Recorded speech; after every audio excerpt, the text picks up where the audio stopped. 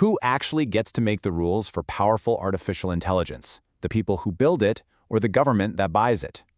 Welcome back to CasiornThinks, the show where we make complex AI concepts accessible, legible, and easy to understand. Today, we're unpacking the unprecedented breakdown between the Pentagon and the AI company Anthropic. It all kicked off with this, a truly massive $200 million contract that was signed back in July of 2025. The plan was to put Anthropic's Claude AI, which is one of the most advanced models on the planet, onto classified government networks. This was supposed to be a huge landmark partnership. But, believe it or not, just a few months later, the entire thing just fell apart. And it did so in a really public, really dramatic way, all because of a huge disagreement over how to enforce safety rules. So you're probably asking, what on earth just happened? How does a $200 million deal collapse so spectacularly? Well, snuggle up, because we are going to break down the tech, the contracting rules, and the future of AI, all in plain English. Okay, let's dive right into this. We're going to start with how this landmark deal somehow morphed into a very public feud in just a matter of months. So the breakdown happened fast. It all starts with that big contract in July 2025. But over the next year and a half, things got pretty tense, especially after news broke that the Claude AI might have been involved in the capture of Venezuelan President Nicolas Maduro. That all led to one final, very tense meeting in late February 2026, and when the deadline passed just a few days later, the deal was officially dead. So what was the actual breaking point? This entire $200 million disagreement ultimately boiled down to two very specific rules that Anthropic insisted on and the Pentagon's one very powerful counterargument. And this was basically a collision of two completely different worldviews. On one side, you have the Pentagon, making a pretty straightforward argument. Hey, this is standard procedure. We buy a tool for lawful purposes, and the government, not the company that sells it to us, decides how it gets used.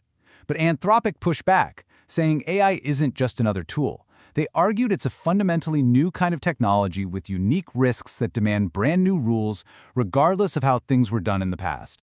And here's the thing. These weren't some last-minute demands they sprung on them. These two red lines, no mass surveillance on Americans, and no putting Claude in fully autonomous weapons systems, were part of Anthropic's public policy from day one. And critically, the Pentagon signed a contract that actually included these terms. So why was Anthropic so willing to draw these lines in the sand? I mean, why walk away from $200 million?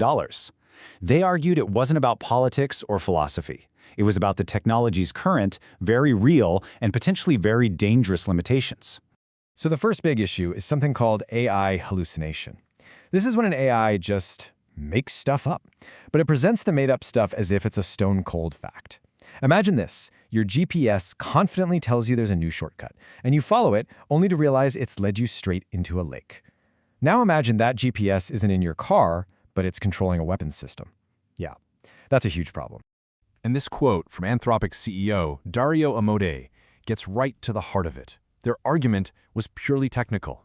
The AI is just not reliable enough yet. It can get the context wrong and fail in really unpredictable ways, putting both soldiers and civilians at risk if it's allowed to make lethal decisions all on its own. Their second big technical worry was all about surveillance, and you can think of it like digital pointillism. One tiny data point about you, like a coffee you bought or a website you visited, is basically a meaningless dot. But an AI can see millions of those dots all at once and connect them to paint a stunningly detailed portrait of your entire life. Anthropic's fear was that our laws just have not caught up to this kind of power. So when neither side was willing to budge, the fallout was swift, and the Pentagon used a tool from its toolbox that was, to put it mildly, pretty unusual for a situation like this. The government's response was just stunning. I mean, they didn't just end the contract. President Trump ordered all federal agencies to stop using any of Anthropic's products. They officially designated the company a supply chain risk to national security, which is basically a move designed to blacklist them from the entire federal system.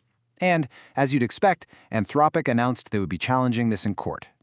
And to give you some perspective on how wild this was, this supply chain risk label is historically reserved for companies with direct ties to foreign adversaries, like China's Huawei or Russia's Kaspersky Lab. To use it on a major American tech company over a contract dispute was, well, it was unprecedented. And here's where the story gets truly bizarre. During the negotiations, The Pentagon had also threatened to use something called the Defense Production Act to force Anthropic to provide its technology. So, let me get this straight. The government was simultaneously claiming Anthropic's AI was too dangerous to trust and that it was so vital to national security they could compel them to hand it over. It's a pretty wild contradiction. And just when you think the story is settled, a rival company, OpenAI, steps onto the scene and makes everything even more confusing. So remember Anthropic's firm stance, right?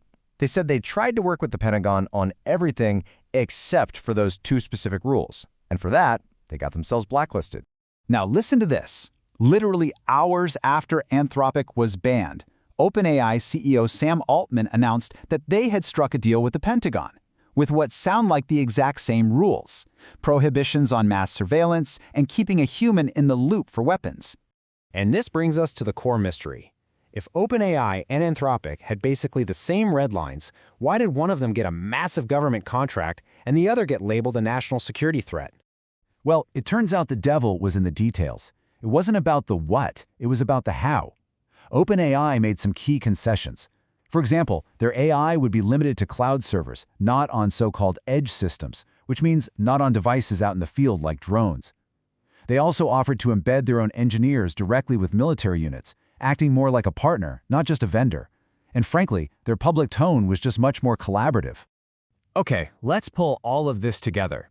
The headlines all screamed about a fight over killer robots, but the real disagreement was actually much more subtle, and maybe a lot more important.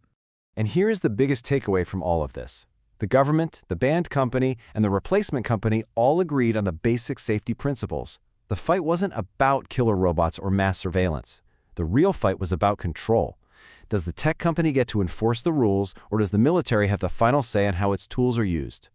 This entire incredible episode leaves us with that one massive question hanging over everything. And as we've seen, the answer is still very much being written. That's all for this explainer. If you found this helpful, be sure to subscribe to CasiornThinks on YouTube and follow our podcast on Spotify and Apple. You can find us across social media at CasiornThinks and on our blog at CasiornThinks.blog. And join us next time on Monday, March 2nd, when we tackle our next topic, Unlocking the Goldfish Genius, aka RAG Explained. Now, we really want to hear from you. Who should have the final say on how this powerful tech is used? Should tech companies be able to set hard limits, or does that power belong solely to the government? Let us know your thoughts in the comments below. Thanks for watching.